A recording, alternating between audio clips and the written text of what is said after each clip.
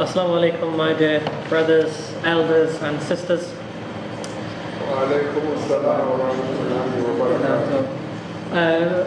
dear Maulana Sahib made some very important points when he started, that we're very lucky to not only be here in this gathering gaining from the treasures of Allah, but we're also very lucky that we woke up this morning. We're very lucky that we had the ability to eat any food that we choose. For the young kids, maybe after school today, you enjoyed a lovely ice cream. Oh, he's had a few. Many people around the world don't get such precious gifts, and many people don't even wake up this morning.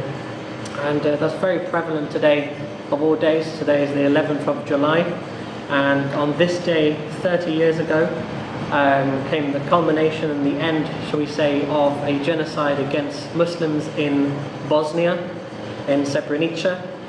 And why I bring this up, I don't like to always bring doom and gloom to these meetings, but we have to remember again and again how the persecution happens to Muslims, to other people, because of hate all around the world. And when this happened in 1995, when the nationalists from Serbia attended and they said, this is our revenge on the Muslims. And this isn't the first time we've heard this, going back to the Prophet's time, when any time he escaped Mecca to head for Medina, they were sending assassins after him. They were saying, anyone who follows this person, this, that, and we're going to come up to a little bit of a story a little later on. But on this day, 8,373 or 72 Muslims were brutally murdered, men and boys. Over 25,000 women, young girls, children and elderly were expelled and abused, and they called this the worst atrocity since World War II in Europe. We say in Europe because that's a very small number compared to what we see in Palestine right now, where at least 60,000 innocent people have been killed, and I believe it's many more, 30,000 amputated children. So we have to remember these things, because this was 30 years ago. So most of the parents here saw it on the news, and it is repeating itself. But we have to remember that this is out there, and Islam teaches us about mercy in diversity. And we brought up this Quranic verse before. It says, Quran verse 49:13, O mankind, we have created you from male and female and made you into different peoples and tribes, so that may know one another. And this is important because this tells us that racism, ethnic hatred is not part of Islam. For example, I brought up the story of the Prophet ﷺ when he returned after 8 years of expelling from Mecca. Everyone was scared. They said, oh, he's coming back with backup this time, and he's going to destroy us. Of course, they've been sending assassins, anyone who followed him, anyone who's against his religion. But when he arrived in Mecca, what did he do? He didn't do anything. He said, no blame will be there upon any of you today. Go and you are free. Very important lesson that we learn here. That even after this long time, all this persecution, all the plots to kill him, and the violence that happened in between these 8 years, he came with forgiveness. He showed restraint, and he had his moral leadership. And we see this across many, many leaders in Islam throughout history. Everyone knows the name Salahuddin al-Ayyubi? Great warrior, great leader. In 1187, when he reconquered Jerusalem, again they were feared. They were saying, what's happened? This great leader, he's come with such strength. He's destroyed our army.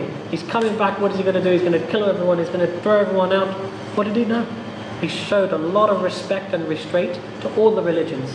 The Christians there, he respected all the civilians. He said, if you want to leave, you can leave. If you want to live, live with us. What happened at that same time, the Jewish religion there was, the Christians didn't like the Jews at that time. They expelled them. What happened when Salahuddin came back and ruled? He invited them all back. This is beautiful. He showed so much mercy. After all they've done to the Muslims at that time, he showed all this mercy. So these are a few lessons that we've learned here today, and we're taking this very bad experience in Srebrenica 30 years ago as a lesson for all of us, that this is happening again and again, even though after World War II, after the Holocaust, what was it that when the United Nations was formed, they said never again? I say we are not living by those words. So we have to always, as much as we can, speak out against this hatred and all this injustice around the world, educate the next generation. So the young people here, listen, this is going to happen. You'll see it on the news every day when you're growing up. We have to protect everyone who is targeted, not just around the world, in our community as well.